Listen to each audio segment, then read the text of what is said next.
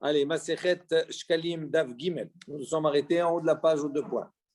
Metaknin et Adrachim. Donc, on a vu dans Mishnah que donc le 15 Adar, Metaknin et Adrachim, il réparait les routes, et Archuvot, et les rues, et Mikvot, Ammaïm, et les points d'eau, et aussi une Konsorke Arabim. Il faisait tous les besoins de la communauté. Et Louhen Sorke Arabim, il dit quels sont effectivement les besoins de la communauté. On va voir ici qu'on rapporte une baraïta, etc. dans le Katan à propos de Chol HaMoed. On nous dit Danin, Kine Mamonot. Pendant cette période-là, on pouvait donc faire juger ce qu'on appelle Dine Mamonot, toutes les affaires qui sont liées à l'argent, Dine Nefashot, et toutes les affaires qui sont liées à des meurtres et à la peine de mort. Dine Makot, également les affaires qui sont liées à recevoir des coups. Opodin, Arachin, Vecharamim, Veekdeshot. Donc, on rachetait Arachin. Ce sont des expressions. Ça veut dire c'est une valeur. On rachetait la valeur que d'une personne selon son âge, etc. Haramim, Veekdeshot également. Ce sont des éléments qui ont une certaine valeur, qui ont été sanctifiés. Et on faisait le pidyon, on rachetait. Ou mashkin et asota. Également, pendant cette période, on pouvait faire boire la sota, la femme qui était soupçonnée par son mari d'adultère. Vesorfin et apara. On brûlait également la para qui allait servir la para adouma. Veorfin aigla arufa. Et on faisait également, on sacrifiait la aigla arufa. Vous savez, quand il y avait un mort qui était trouvé entre deux villes, on mesurait la ville qui était la plus proche. Et à ce moment-là, les habitants devaient apporter aigla arufa, une génisse qui était arufa, donc on lui cassait la nuque. Donc ça, on pouvait le faire également, c'est de l'ordre de l'intérêt public. Verotz'in, Eved Ivri, donc également le Eved Ivri qui refuse d'être libéré, de partir de chez son maître et qui veut donc devenir l'esclave, Rotz'in, on le prenait et on le poinçonnait, on lui faisait un trou dans son oreille. Umeta'arin et Metzora, également donc on purifiait ceux qui étaient devenus impurs par la lèpre. Umefarkin et haminal me'al gabe hamayim. Également, donc on ouvrait, on va dire, les katna, les ouvertures des eaux, puisque c'était la période maintenant, d'accord, du printemps. Ve'en mahazirin otan. Et donc ces katna, etc., on ne les ramenait pas que plus tard. Taman, Tanina. Donc là-bas, on a enseigné. Ça, le 15. Ouais, c'est-à-dire, non, pas le 15. Ça, c'est ce qu'on appelle Sorke Sibour. C'est ce qui est pour les besoins du Tzibour. Alors, ça dépend des périodes. Ça dépend des périodes. Quand on a dit le 15 là, le 15, c'est Metaknin, Adarchim, Archovot, Mikotamaïm, Sorke Tzibour, ce qui était nécessaire à ce moment-là au mois de Hadar. Mais ce n'est pas spécifiquement que le 15. Là, on a défini qu'est-ce qu'on appelle les besoins du Tzibour. Par exemple, Mashkin et Asota.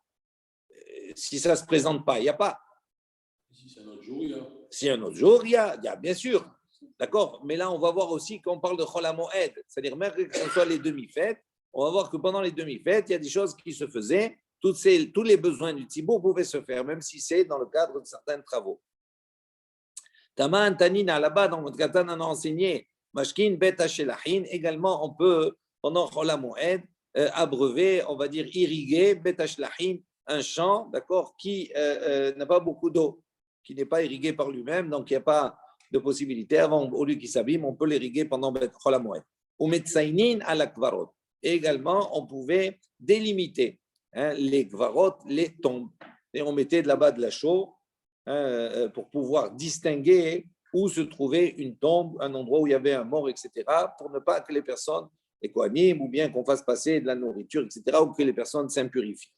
Lo kvar tsainu me'adar, la pose la question, on a dit, mais est-ce qu'on n'a pas déjà tsainu me'adar, est-ce qu'on n'a pas déjà délimité les tombes depuis le mois de Hadar, de Chol HaMoed? Depuis l'Hadar, on a vu dans notre Mishnah.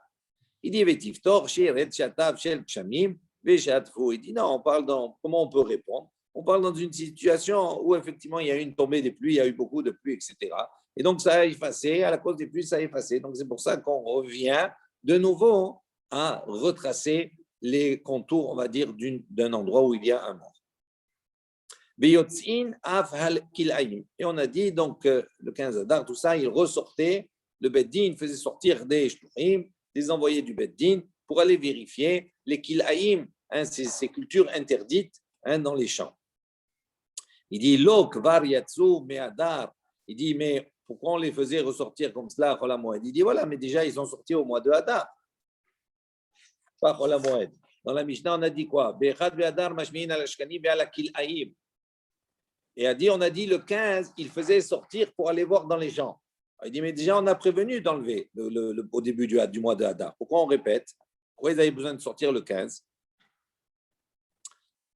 Tiftor.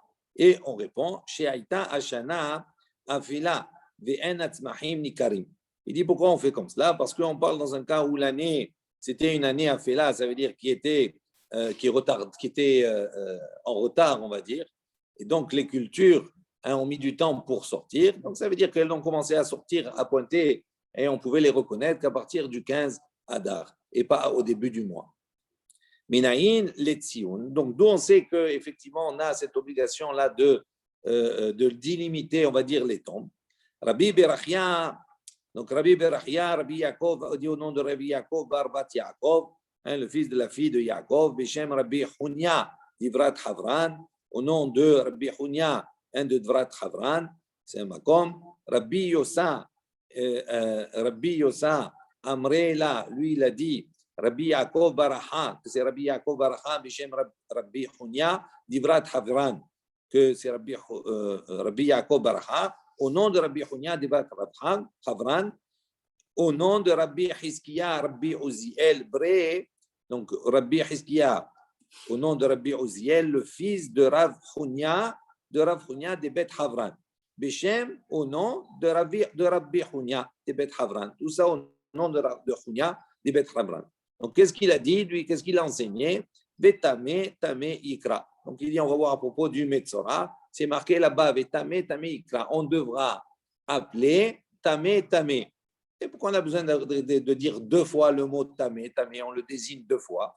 Il dit, kede shete atuma kor alecha bepia beomeret la perouche. Il dit, de manière à ce que tehe atuma kor alecha bepia, c'est-à-dire que la touma, elle soit appelée dans ta bouche. Ve'omeret lecha alach, à ce moment-là, tu vas lui dire, perouche, hein, sépare-toi, d'accord, du reste. Là, c'est la même chose. Donc, pourquoi on a besoin, donc on voit d'ici, on apprend d'ici, que l'on doit signifier, on doit faire un tzion. Un tzion, c'est quoi? On doit délimiter l'endroit. Rabbi Ila, Beshem Rabbi Shmuel bar Nachman, donc Rabbi Ila, au nom de Rabbi Shmuel bar Nachman, a apporté un passouk, il a dit, Ve'avru ha'ovrim ba'aretz. Vera'a etzem adam uvana etzlo tzion. Donc on va expliquer qu'est-ce que c'est que dans Yehezkel ce passouk là. Hein, il dit ve'avru ha'ovrim ba'aretz, donc il passait dans la terre. Vera'a, il a vu etzem.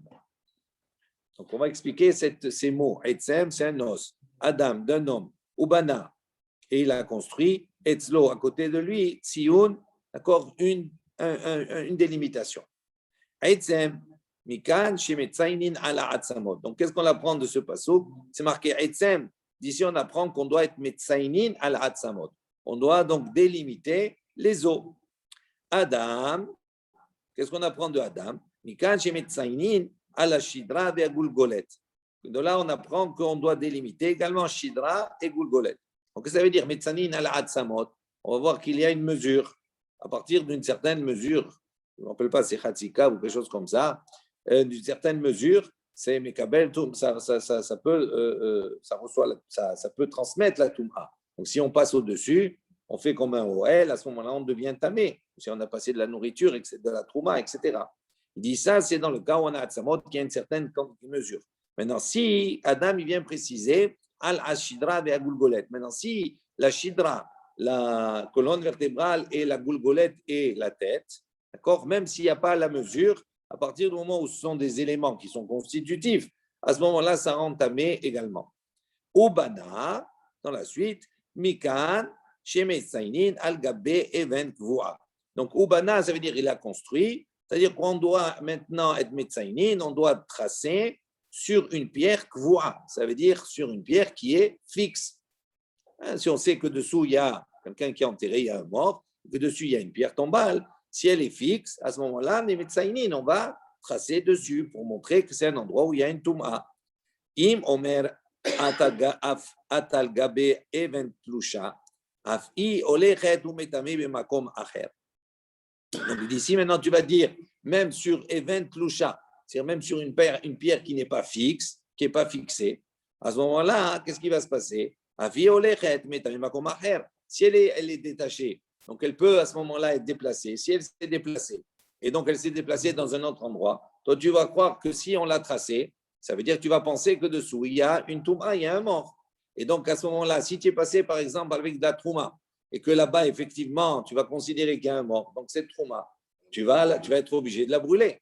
Mais là, tu vas brûler une trouma qui était au ras, donc c'est assourd, c'est interdit. Donc, dit, c'est pour ça qu'on est médecin, qu'on ne va tracer uniquement une pierre qui est gvoua, qui est fixe. Etzlo, ça veut dire à côté de lui, etzlo, chez lui, les makom tahara. C'est-à-dire, quand on est médecin, quand on va tracer avec la chaux, on ne doit pas tracer juste sur la pierre ou sur l'endroit. Il faut tracer bemakom tehora à l'endroit où c'est pur, c'est-à-dire un peu autour. Parce que s'il vient, donc on trace tout autour. Mais on trace au-delà de l'endroit où se trouve le mort. Pourquoi? Parce que s'il vient à dépasser un peu, au moins il n'est pas rentré juste dans la touma. Il y a encore une marge, on va dire. Tzion, donc le dernier mot, qu'est-ce qui vient tout ça? Tzion, il trace. Mikan et Tzion, donc on voit d'ici qu'il faut tracer. Umatza even ahat metsuyenet. Il dit ici, il a trouvé une pierre comme ça, metsuyenet, qui est tracée. Afalpi shen mekaimin. Ken hamaha'il aleha tamé. Bien que chez un mekaimin, on sait pas si de mort dessous il n'y a pas ou etc. tout cela. Mais on l'a trouvé comme ça, elle est tracée. Il dit la même chose. Ken hamaha'il aleha tamé. Celui qui maintenant va passer au-dessus, va faire comme un sort de Oel, tamé. Ani Omer, moi je dis, met metsuyin ve'aya noten tartea. Il dit pourquoi? Parce que je considère qu'à partir du moment où elle est tracée, je vais dire là-bas se trouve un mort qui est dessous. En revanche, Ayush Tayin, si maintenant on trouve deux pierres, Hama'il Ale'en, si il a trouvé deux pierres qui sont tracées comme cela, donc ils sont pas une à côté de l'autre, d'accord? Il y a une pierre là, il y a un espace entre les deux. Pas même si elles ne sont pas tracées. Ayush Taim Hama'il Ale'en. Si on passe dessus, sur ces pierres-là, Taor, la personne, elle a le statut de pur. Pourquoi? Ou Bénéen, en revanche, s'il est passé au milieu entre les deux pierres, tamé. D'accord? Pourquoi? Parce qu'on considère que les deux pierres, en vérité, c'est ça le tsioun. C'est ça le traçage qu'on a fait. On a mis deux pierres pour dire qu'au milieu, effectivement, il y a un mètre. Et donc, s'il est passé sur les pierres, il est taor. S'il est passé au milieu, à ce moment-là, il est tamé. Ima yahoresh bentaim. Si maintenant, entre les deux pierres, on a fait une harisha, ça veut dire on a labouré entre les deux, on a fait un sillon. Arehen ki yahidiot, benehen, taor, svivotehen, tamé. Il dit à ce moment-là, ces deux pierres deviennent comme des yahidiot, c'est-à-dire comme si elles étaient deux entités à part. Et donc, on considère que sous chaque pierre, il y a une touma. Et donc, benehen, taor, s'il est passé entre les deux, là où ça a été labouré, il est pur. Usvivotehen, mais autour, tamé. Tané, en metsaïnin à la bassar. Donc, on a enseigné, on n'est pas metsaïnin sur la bassar, sur la chair elle-même. On ne trace pas avec la chose sur un morceau de viande, sur un morceau de chair. Il dit pourquoi? Shemanit akel bassar. Il dit pourquoi? Parce qu'à un temps T, il y avait la quantité de bassar qui rend impur. Donc, si on fait le tsioun, si on va faire un signe dessus, à ce moment-là, avec le temps, la chair, elle va se retrécir, elle va se décomposer, etc. Donc, elle va perdre son volume et donc elle va devenir quelque chose qui ne rend plus tamé. Et donc, si elle ne rend plus tamé, donc maintenant, on craint que peut-être, entre le moment où on a fait le tsioun et le moment où on va passer, peut-être qu'il n'y a plus de touma en vérité. Et donc, si on est passé avec de la trouma, on va brûler de la trouma, alors qu'on n'avait pas besoin de la brûler, c'était taor. D'accord? Donc, il dit, les khatrila, a priori, on ne trace pas sur cette chair. Oui. Quand tout à l'heure, on a dit qu'on a encerclé, même si c'est un peu plus large, comme ça, au moins quand on rentre dedans, au pire des cas, même, c'est encore taor. Mais là, Oui, c'est mais la là-bas, oui, mais la Touma là-bas, elle ne change pas. La Touma, c'est la Touma. Tu l'as signalé, c'est une tombe. C'est-à-dire c'est fini, ça ne bouge plus là-bas. Tu comprends? Tandis qu'ici, c'est que ce morceau-là. Ça Tu peut as signalé varier. ce Comme ça morceau-là. varie, alors on peut pas, comme Eh c'est pas oui, ça fixe, varie. Là-bas, c'est comme une la tombe, pierre c'est qui n'est pas fixe. fixe en fait. Voilà, là, elle varie. Là-bas, c'est fixe. Donc, c'est pour ça qu'on te dit un peu autour. Ok. Tandis que là, ça varie. Non, on ne parle pas d'Atzamot ici. Là, il n'y a que Bassar. Oui, c'est pas obligatoirement Bassar Adam, c'est pas vraiment un homme, ça peut être d'un reptile ou autre chose. Donc, Rabbi Yusta, Bar Shunam, Rabbi Yusta, le fils de Shunam, Ba'a Kume Rabbi Mana, et donc il a posé la question devant Rabbi Mana. Il lui a dit, Velo Nimtsa Metameta Arot Mafrea. Il dit, si tu dis qu'on ne délimite pas, donc ça veut dire quoi? Ça veut dire que l'onimsa metameta arot et mafrea. Dit, tu ne vas pas entamer des choses pures, les mafrea à rebours. Ça veut dire qu'à un moment donné, elle avait sa mesure. Donc si tu ne délimites pas, ça veut dire que peut-être qu'il y a des tarots qui sont passés dessus, qui sont devenus impurs. Et donc là, tu n'as pas. Comment tu fais? Donc il lui pose une question, il dit, c'est pas très logique ce que tu me dis là. Parce que, ok, ça va retrécir, mais maintenant, à un temps T, ça avait une valeur, donc ça pouvait rendre impur. Et si tu ne signales pas, à ce moment-là, peut-être que ça a rendu impur des choses qui étaient pures. Il dit, Amale, mutav, sheit kalkelu bo le sha'a, be'al kalkelu bo le olam. Il a dit, vaut mieux, donc c'est un choix, un parti pris, vaut mieux que à un temps T, ça abîme, d'accord, ça apporte un problème, pour un instant, que de l'apporter éternellement. Ça veut dire que effectivement, je ne l'ai pas délimité. Donc, ça veut dire que peut-être, effectivement, il y a des choses qui étaient pures, qui se sont impurifiées. OK. Mais ça, c'est les sha'a, ça, c'est que ça dure qu'un instant. Pourquoi? Parce que cette chair-là, de toute façon, elle va se décomposer. Donc, elle va perdre son statut. Tandis que si je la délimite, ce sera délimité tout le temps. Et donc, je vais rendre impur dans le temps beaucoup plus de choses qui étaient pures. Je vais les rendre impures d'une manière injustifiée. Et donc, il dit, vaut mieux. Est-ce que ça veut dire que c'est mieux alors de manger de la trouma tamée que de brûler de la touma tahor? Ce n'est pas une question de mieux. Ah, là, oui, bah dans le sapek, on est dans le doute, on ne sait pas. Donc, elle n'est pas tméa. Si on ne sait pas, elle n'est pas tméa. Mais il vaut mieux, pas que la trouma, parce que c'est un tout, bien sûr. Bien sûr. C'est-à-dire, au-delà de savoir si je peux manger trouma tamé, trouma tahor, ce n'est pas ça. C'est-à-dire que dans le temps, si tu sais, par exemple, que cette chair-là, elle va, je donne un exemple bête, elle va dire, voilà, elle va avoir gardé son statut de rendre impur pendant 1 heure. D'accord? Alors, est-ce que tu vas faire tout le processus? D'accord? Ou ça va durer 1 heure. Et si tu le fais, à ce moment-là, tu vas le faire durer pendant 10 heures. Il vaut mieux perdre 1 heure, mais gagner 9 heures. C'est la même chose. OK. Al-Khabet, une nouvelle Mishnah. Amar Biyuda, Barishona, Yu'okrin, ou Mashlichim, Lifnehem. Donc, Rabbi Yehuda, il a dit, Barishona, au début, Yu'okrim, on parle des Kil'aïm. Donc, qu'est-ce que les Shluchei Bedin, qu'est-ce qu'ils faisaient? Yu'okrin, ils allaient et ils déracinaient les pousses qui étaient interdites, qui étaient Kil'aïm, ou Mashlichin, et ils les jetaient, Lifnehem, devant les propriétaires. Donc, ils les mettaient devant.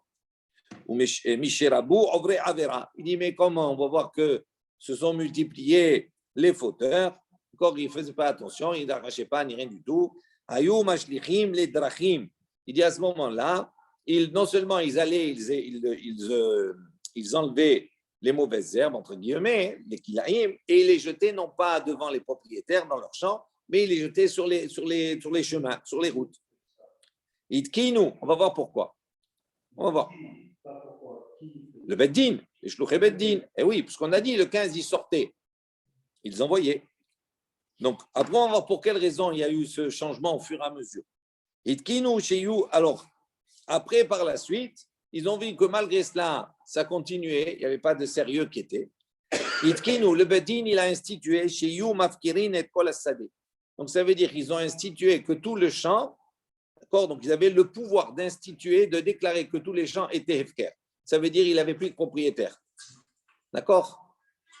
OK? Donc ça, c'est problématique. On va voir un peu.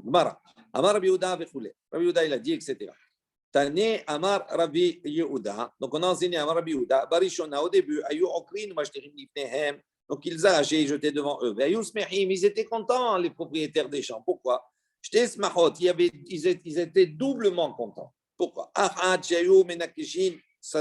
Pourquoi? Parce que d'abord, ils désherbaient leurs champs.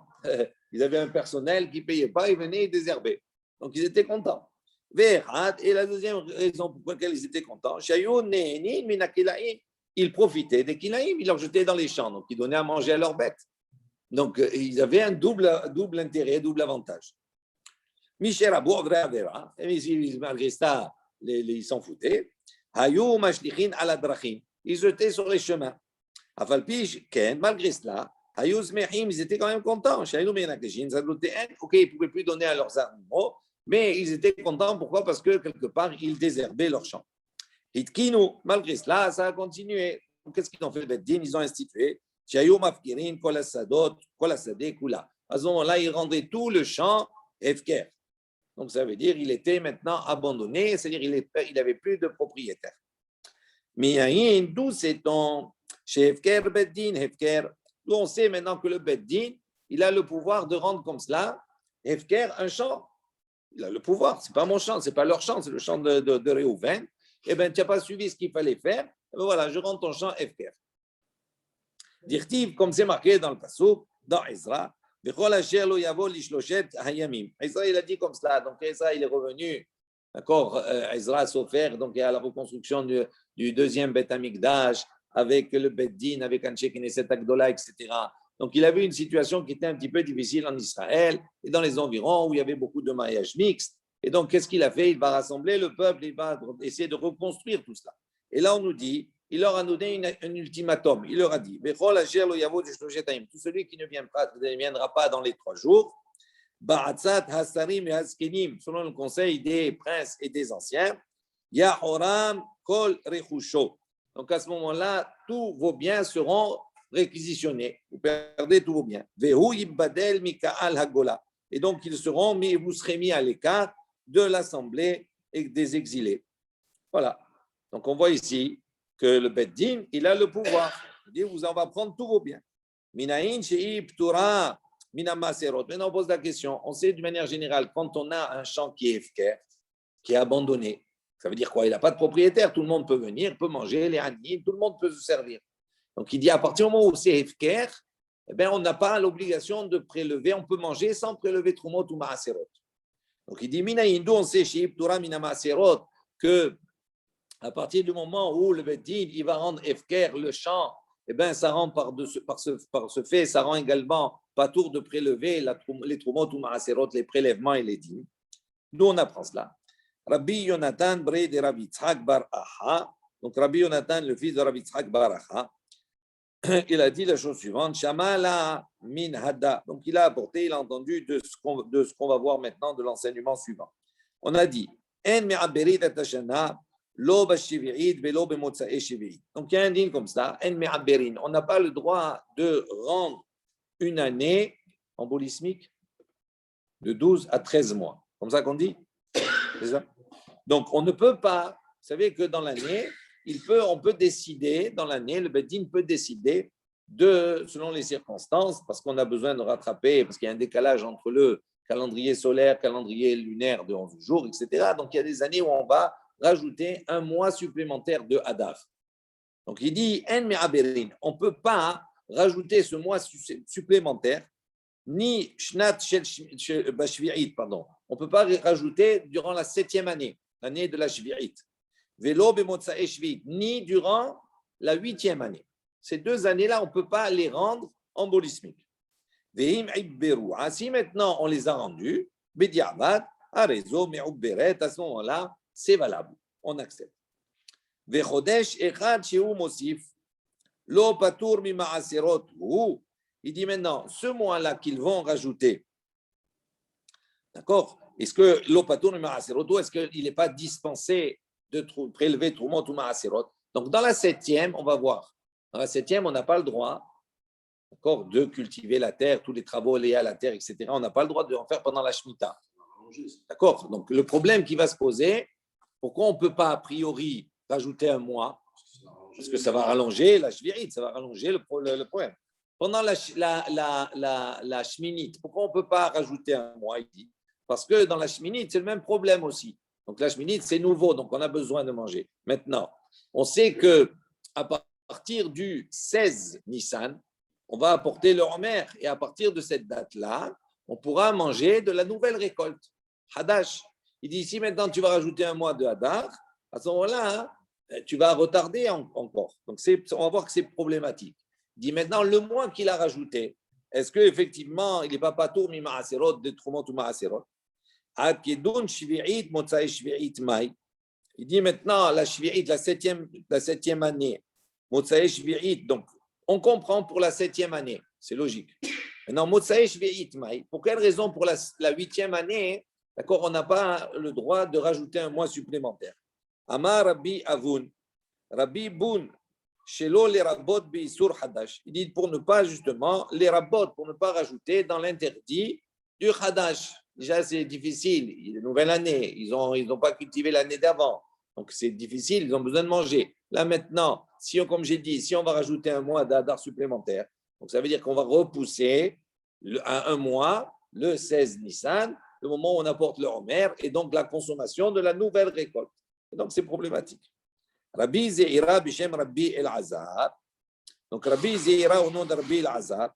Hadad et Atamar, il dit ce que tu as dit là. Ad shelo hitir Rabbi Le'avi Yerek Mechutza La'ares La'ares. Il dit tout ce qu'on a dit là, c'est uniquement dans le cas, d'accord, c'est avant que Rabbi il autorise d'importer, d'accord, des légumes de Chutz La'aretz vers Eretz Israël. Aval Misheiti Rabbi Le'avi Yerek Mechutza La'ares La'ares. Il dit mais à partir du moment, mais quand Rabbi il a autorisé l'importation de légumes vers Eretz Israël, à ce moment-là, Ishvi'iti Shel Shi'ar Shene Shavua. À ce moment-là, la 7e année devient une année quelconque comme les autres années du septennat, on va dire, du cycle de 7. Pourquoi? Parce que nous, qu'est-ce qu'on a dit tout à l'heure? On ne rajoute pas un mois pendant la Shvi'it. Déjà, c'est difficile, ça va allonger la Shvi'it. Donc, on a besoin de cultiver, de manger, etc. Tout cela. Et là, si on rajoute un mois, c'est problématique. Il dit non, mais ça, c'est avant que Rabbi l'autorise. Mais une fois que Rabbi l'a autorisé d'importer des légumes de Chutz La'aretz vers Eretz Israël, à ce moment-là, même pendant la Shvi'it, on peut rajouter un mois supplémentaire, il n'y a pas d'incidence. Et Motzai Shvi'it aussi alors? Pardon? Motzai Shvi'it aussi alors? Oui. De quoi? Ils ne sont pas tenus de faire la Shemitah ou Chutz La'aretz? Oui, je sais. Mais il y avait un interdit avec Zara de ne pas importer de Chutz La'aretz vers Eretz Israël. Est-ce qu'il y a un problème de Touma, etc. Tout cela, je ne rentre pas dans les détails. Mais il y avait comme ça une Rabbi l'a autorisé. Donc à partir du moment où il a autorisé, effectivement, le problème ne se pose plus. Donc c'est pour ça que ça devient une année quelconque. Cette année, on a enseigné. Donc on a dit on ne peut pas, d'accord, rendre cette année embolismique. Amar Rabbi Mana, il a dit Hadad Atamar Barishona Shayu Hashanim Kitiknan. Rabbi Mana, il a dit ce que tu as dit là, c'est Barishona. Au début, Shayu Hashanim Kitiknan, on parle quand les années étaient donc fixées. Aval Arshav, Shein Hashanim Kitiknan, mais les années comme elles sont plus fixées comme à l'époque, etc. Hishvi'it, Shear Shene Shavua, à ce moment-là, Shvi'it, elle est devenue comme les autres années. Et donc, il n'y a pas de problème. Tane, Shelbet Rabban Gamliel, on a enseigné Shelbet Rabban Gamliel, dans la maison de Rabban Gamliel, Iberoua Bemotsae Shvi'it Miyad. Donc, on voit ici qu'à l'époque, c'est fini, ils étaient en Chutz La'aretz, ils étaient en Galoute. Donc, à ce moment-là, ils ont institué même pendant la Shvi'it, ils ont institué un mois supplémentaire. Amar Rabbi Avun, en min hada let et shmamina klum. Il dit, Rabbi Avun, il a dit non. Et il a dit, il n'y a pas de preuve. Parce que nous, qu'est-ce qu'on a dit? On revient au début. On a posé la question d'où on sait qu'on ne peut pas rajouter un mois, d'accord, supplémentaire pendant la Shvi'it, pendant la 7e année et la 8e année, et que ce mois-là, d'accord, c'est un mois donc, qui est Efker, etc., tout cela. D'où on sait? Donc il dit, ce n'est pas une preuve de là-bas. Ce n'est pas besoin d'apporter le pasouk pour apporter une preuve. Pourquoi? Il dit, en vérité, ce n'est pas un pasouk. il a apporté, il a dit, c'est logique. On ne va pas rallonger. Donc il dit, non, ce n'est pas une preuve de cela. Pourquoi? Il dit, Shmor et Chodesh Ha'aviv. Il dit, on a un pasouk lui-même. Pas besoin d'une zvara, d'un raisonnement, etc. Tout cela. Il y a un pasouk lui-même où on voit, c'est marqué Shmor et Chodesh Ha'aviv. Tu dois garder et Chodesh Ha'aviv. Chodesh Ha'aviv, c'est quoi? C'est le mois du printemps. Donc on va voir ici que quoi? Quand on arrive, l'essentiel, c'est que Pessah, il soit dans le mois du printemps, que le mois Nissan, ça commence avec le printemps. Donc il dit, si on voit effectivement qu'il n'y a pas le printemps à ce moment-là, que c'est trop tôt, à ce moment-là, on peut rajouter un mois. Donc on a le passage que la Torah elle-même dit qu'on a le droit de rajouter un mois. Shomri'u, sheyavi'u behiddusho. Donc on apprend du passage qu'on a le droit de rajouter un mois pour arriver justement à ce qu'il y ait, ce qu'on ait une correspondance entre le mois de Nissan et la période du printemps.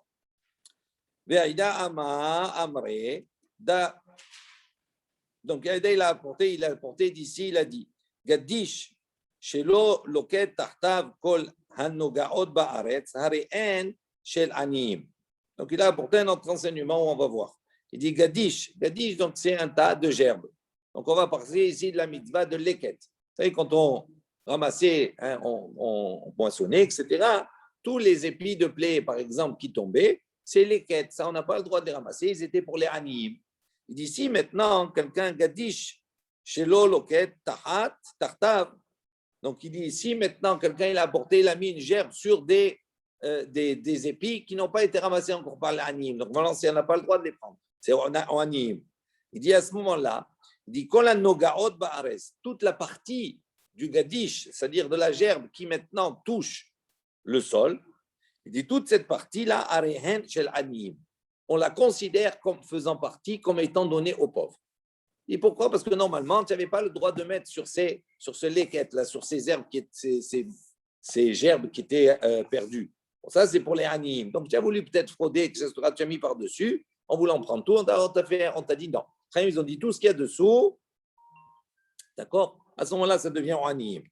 Et Amar Rabbi Ami, il a dit, Beshem Rabbi Shimon ben Lakish, au nom de Rabbi Shimon ben Lakish, de Bet Shammai, ça va selon l'opinion de Bet Shammai. Parce que seul Bet Shammai considère, d'accord, que Hefker, d'accord, c'est pour les Aniyim. Il y a une marloquette Bet Shammai Bet Hillel, d'accord, on a dit quoi? On essaie de prouver que ce qui est Hefker, il n'est pas tour mitrumot ou maaserot.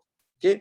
Donc Bet Shammai considère que le Hefker, que ce qui est abandonné, c'est pour les Aniyim. Et donc, il n'est pas tour le Ani également, il n'a pas l'obligation de prélever Trumot ou Maaserot sur ce qu'il va prendre. Donc, il dit ça ne peut aller que selon l'opinion de Bet Shammai. Il dit Deik et Bet Hillel, parce que si on va suivre l'opinion de Bet Hillel, Aniyim, Ochlin ou Measerin, même les Aniyim, ils peuvent manger, mais ils doivent prélever Trumot ou Maaserot avant. Et Amalé Rabbi Yossi, Shamanu Sheu Patur mi Maaser, Divrei Hakol, Mishum Knasa. Donc Rabbi aussi dit non, ce n'est pas une preuve ici, Shaman, où on a entendu chez où Patour du Maaser. Il dit pourquoi il est Patour du Maaser? Il dit Divra Kol Mishum Knasa. Tout le monde est d'accord parce qu'ici, il considère que c'est un Knas. C'est-à-dire, ce n'est pas une preuve ici que ce qui est Hefker, il est Patour les gamrés de Trumot ou Maaserot. Pourquoi? Parce que l'exemple qui est apporté, il y a des gerbes. Ok, donc ces gerbes, normalement, elles vont au Anim, c'est l'équette. La personne, elle est venue à l'Emigadish, elle a mis sa gerbe dessus. Alors, qu'est-ce que le Bedin dit? Il dit, ben, tout ce qui touche par terre, c'est pour le Hani. D'accord? Donc, on a dit quoi? Ça veut dire quoi? C'est-à-dire, on va dire qu'on Bet Hillel, ça veut dire que ça va au Hani, ça veut dire qu'il n'y a pas besoin de prélever tout le monde ou Maaserot dessus. Il dit non, ça peut aller selon toutes les opinions. Pourquoi? Parce qu'en vérité, dans ce cas-là, on va considérer que ce que le Bedin a décidé, c'est un knas, c'est une punition. Ah, tu as voulu trafiquer, tu as voulu prendre même les gerbes qui étaient dedans en mettant dessus. Tu as caché les herbes dessous, les quêtes, tu as mis dessus Gadish. Donc, puisque tu as voulu faire, alors on va te donner un knas. Le knas, c'est quoi? C'est que tout ce qui touche par terre, c'est pour la Hani. Et donc, ce n'est pas une. C'est pas tout le Maaser aussi. Oui, mais pas parce que. Ça va être selon les opinions. Ce n'est pas parce que c'est uniquement. Parce que c'est Hefker. Ce n'est pas parce que c'est Hefker que c'est pas tout le monde ou Maaserot. Il dit c'est Hefker, là, c'est parce que c'est un knas. C'est un knas qu'on lui a donné. Tu vas donner au Hani. C'est tout. Mais après, le Hani peut faire ce qu'il veut. Ok? Nouvelle Mishnah, Alakha Gimel. Bachamisha Saharbo. Donc le 15 du mois de Hadar. Donc qu'est-ce qu'on avait dit? On avait dit que dès le premier mois, que le premier Hadar, on est machriz, on publiait, d'accord, pour les shkalim. D'accord. Maintenant, le 15, qu'est-ce qui se passait? Shulchanot ayu yoshvim bimdina. Donc, il y avait des tables. On mettait des tables, pas que des tables, il dit shulchanot ici dans le sens d'échange, de bureau d'échange, on dit bureau de change. Ça veut dire que là-bas, les gens qui n'avaient pas, on devait donner mahatzita shekel. Donc, c'est une valeur. Donc, ils allaient, ils échangeaient ou ils achetaient, etc. Tout cela pour avoir la pièce, pour avoir la somme exacte. D'accord? Donc, il y avait shulchanot, il y avait des bureaux de change qui étaient yoshvim bamdina, qui étaient donc dressés dans tout le pays. Certains qui disent bamdina, c'est à Yerushalayim. Bon, on verra. Maintenant, le 25 Adar, Yeshvou Bemikdash. À ce moment-là, ils allaient, maintenant, ils se mettaient dans le Mikdash, à l'entrée du Mikdash, du Beth Amikdash. Miché Yeshvou Bemikdash, à partir du moment où ils arrivaient et mettaient donc, dans le Mikdash, Itchilou les Mashken. À ce moment-là, le 25, donc ils allaient s'installer là-bas, commencer et débuter les Mashken. Ça veut dire quoi? Ça veut dire que on avait averti, tout le monde doit payer Mahatzita Shekel, tout le monde doit apporter. Si maintenant jusqu'au 25, on a donné tout, on a mis tout en condition pour. Si maintenant jusqu'au 25, ils n'ont pas apporté, à ce moment-là, on a le droit, les mashken, c'est-à-dire de prendre un gage. On les taxe. D'accord? Et mimashkinim, il dit qui est donc sujet, qui est-ce qui peut être sujet à la taxe, on va dire, c'est comment ça s'appelle dans les impôts? Tu n'as pas payé à temps? Les pénalités. Voilà, on va dire les pénalités de retard d'impôt. C'est les pénalités. Le mashkon, c'est un gage. Et on va lui prendre quelque chose. Voilà, la même chose. OK, même à l'époque, ils connaissaient cela. Alors maintenant, qui est sujet à cela? Les Lévi'im, les Israélim, donc les Lévi'im, les Israël, les Gerim et les convertis, Va'avadim, Meshuchrarim et les esclaves qui ont été libérés. Aval lonashim, mais pas les femmes, va'avadim, ni les serviteurs, les esclaves, ou ktanim et les enfants. Quand on dit ktanim ici, on va voir qu'on considère ktanim jusqu'à l'âge de 20 ans. Parce que c'est à partir de 20 ans qu'ils avaient l'obligation de donner mahatzita shekel. D'accord. Kohanim aussi. Katan. Oui. Kohanim exempté. On va voir. Exempté apparemment, oui. Après, on n'a pas parlé. Non, là, on parle de quoi? On ne parle pas de donner mahatzita shekel. Non, du gage. On parle de ceux qui n'ont pas donné, à qui on peut envoyer le contentieux, etc. Tout cela. Prendre un mashkon. Il dit, on voit que les Kohanim, non. D'ailleurs, on va en parler dans la Mishnah. Il dit, maintenant, tout Katan dont son père a donné, il a commencé à donner pour lui, okay, même s'il n'était pas obligé de la donner.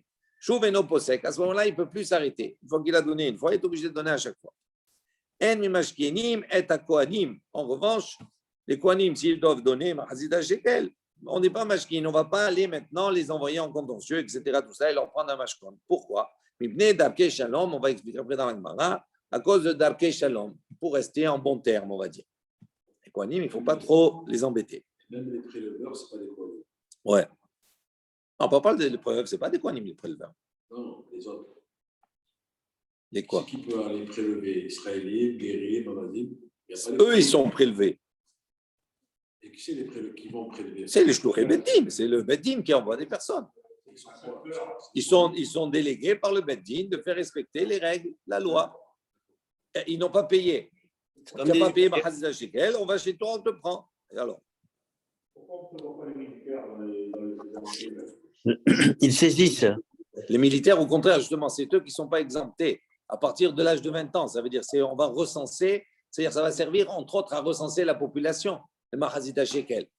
D'accord? On va recenser entre autres la population. Donc avec ça, on va recenser quel type de population. À l'époque, la population active, c'est les hommes à partir de 20 ans jusqu'à 50 ans, qui sont aptes à aller à l'armée. Donc c'est ces personnes-là. C'est pour ça qu'on dit Katan s'il n'a pas encore 20 ans. On va voir un peu. Amar Rabbi Yehuda, il a dit Eid ben Bukhri de Yavne. Donc ben Bukhri de Yavne, il a témoigné. Kol Kohen Sheshokel. Il a dit tout Kohen chez Shokel qui va donc payer Mahazida Shekel, il n'est pas fauteur. On va expliquer. Ça veut dire il n'est pas fauteur, il a payé. Amalo Rabban Yohanan ben Zakkai. Rabbi Yohanan ben Zakkai lui a dit non, c'est pas ça. Qui est là? Kol Kohen chez no Shokel choté. Il ne faut pas dire comme ça. Il dit tout Kohen qui n'a pas Shokel, qui n'a pas payé, Mahazit shekel, choté, il est fauteur. Et là, chez Kohanim, Dorshim, Mikra Zeli Atzman. Il dit parce que les Kohanim, ils ont fait, Dorshim, ils ont fait une racha, ils ont expliqué, d'accord, un pasouk, d'accord, pour eux, dans leur intérêt. C'est marqué, Vechol Minhat Kohen, Kalil Tiye Loteachel. Il y a un principe comme ça. Le mincha, c'est un korban végétal, etc. Okay. Maintenant, le mincha, on faisait ce qu'on appelle la kmitza, comme ça. Et cette kmitza-là, qui représentait comme si c'était le dam, là, etc., la zrikat adam, on le brûlait sur le misbéach. Ok. Maintenant, le reste du mincha,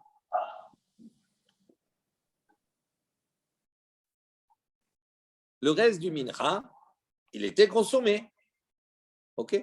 Maintenant, minchat Kohen. Si c'est un Kohen qui doit apporter le mincha, à ce moment-là, le mincha du Kohen, il dit Khalil, il était brûlé entièrement. L'otéachel, tu ne pouvais pas le consommer. Donc, il n'était pas consommable. C'est-à-dire, si c'est quelque chose qui appartient au Kohen, il devait le brûler, le mincha, il ne pouvait pas le consommer. Ça, c'est la Torah. Donc, ils ont fait une racha. Ils ont dit O'il ve'omer, u'shte alechem, ve'lechem apa'im shelanu, et achne chalim. Donc, il dit maintenant le Omer qu'on a porté, les shte alechem, les deux pains qu'on a porté, les deux pains pour Shavuot, ve'lechem apanim, et les pains de proposition qui étaient apportés, etc. Il dit shelanu, c'est à nous.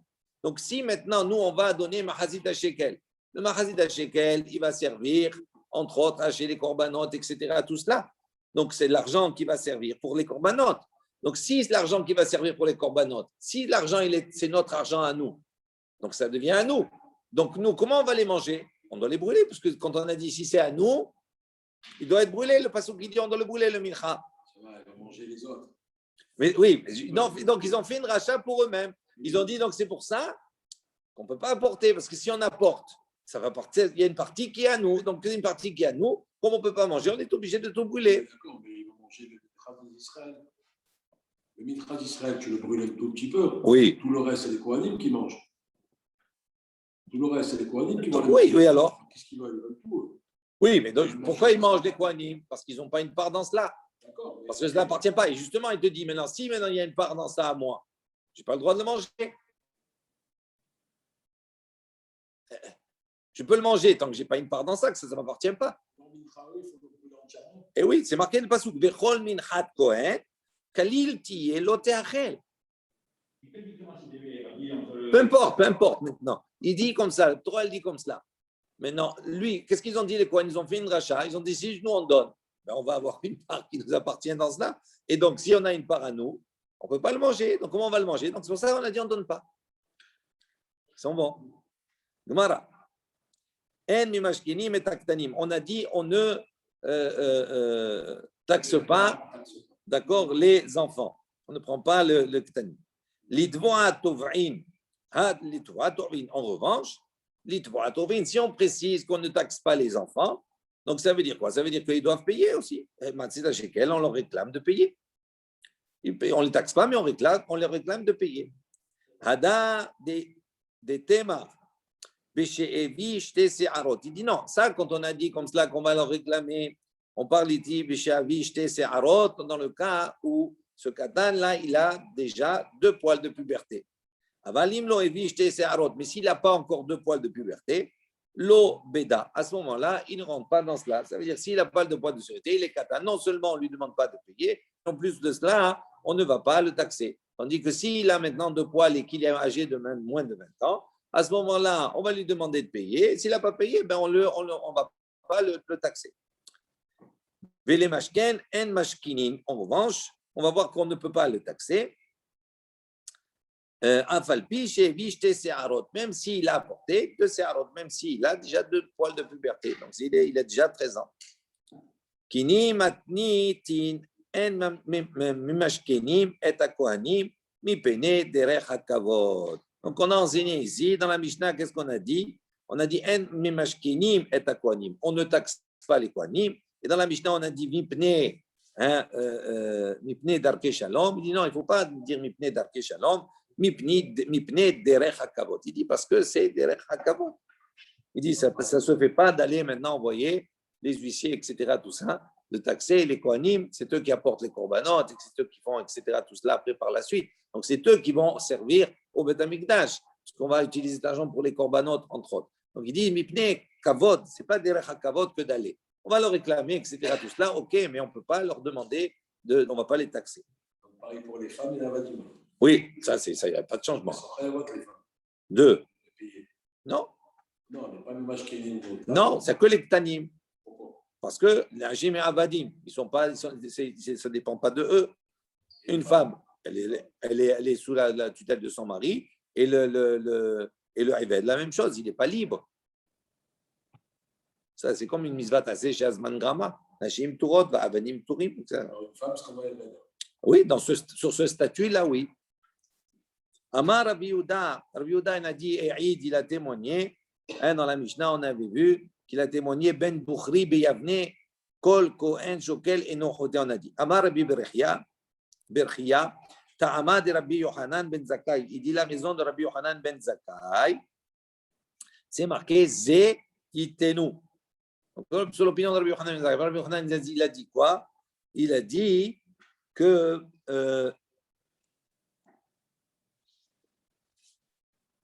les Kohanim aussi, lui, il pense que les Kohanim, ils doivent donner le Mahatzit HaShekel. Ils ne sont pas dispensés du Mahatzit HaShekel. Il dit d'où il apprend ça, Rabbi Yohanan ben Zakkai. C'est marqué, il a fait la dracha, Ze itenu. Ze, cela, itenu, ils donneront. Qu'est-ce que ça veut dire Ze? Ze, valeur numérique, Zain He, ça fait 12. Donc ça veut dire Yud Bet, Shvatim, itenu. Donc ça fait allusion aux 12 Shvatim, itenu. Les 12, ils doivent donner. Donc même les Kohanim, tout le monde. Rabbi Tavi Beshem Rabbi Rav Amnuna. Il dit Rabbi Tavi au nom de Rav Amnuna. Ken Meshivin Chachamim le Rabbi Yohanan. Donc, ainsi, ils ont répondu, les Chachamim Rabbi Yohanan ben Zakkai, Hatat Yahid Meta, En Hatat Tzibur Meta. Donc, on a dit comme ça, il y a un principe.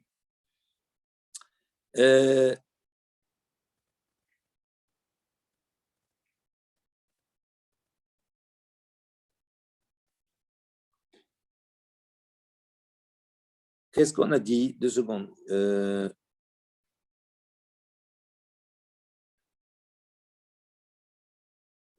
On avait vu dans la Mishnah, 2 minutes, Enochte, Amrulo Rabbi Yohanan ben Zakkai, Lo, qui est là, Kol Kohen Shino Shokel Chote.